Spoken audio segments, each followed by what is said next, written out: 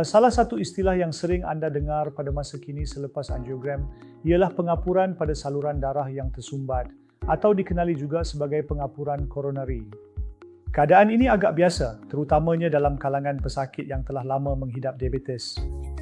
Sehingga beberapa tahun yang lalu, pesakit dengan pengapuran koronari dianggap sebagai kelemahan utama dalam prosedur angioplasti koronari. Pada asasnya, pesakit-pesakit ini tidak ditawarkan angioplasti koronari dan sebaliknya dirujuk untuk pembedahan pintasan jantung kerana tiada peranti yang mampu membuka lapisan kalsium tersebut. Namun, dalam beberapa tahun kebelakangan ini, kami telah mempunyai teknologi yang lebih baik dan canggih seperti orbital atherectomy, root ablation, laser, dan peranti intravascular lipotripsi yang boleh membersihkan kalsium dalam saluran darah yang tersumbat. Teknologi-teknologi ini benar-benar telah merevolusikan cara kami merawat pesakit yang mengalami sumbatan koronari.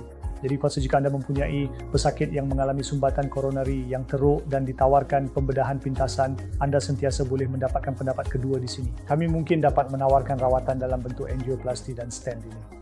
Kelebihan terbesar melakukan angioplasti dan stent ialah tempoh pemulihan yang lebih cepat, di mana pesakit boleh discharge dalam masa 48 jam selepas prosedur lubang jarum kecil melalui pergelangan tangan. Jadi kalsifikasi koronari tidak lagi dianggap sebagai faktor risiko yang signifikan untuk angioplasti dengan stent 100% sepanjang masa.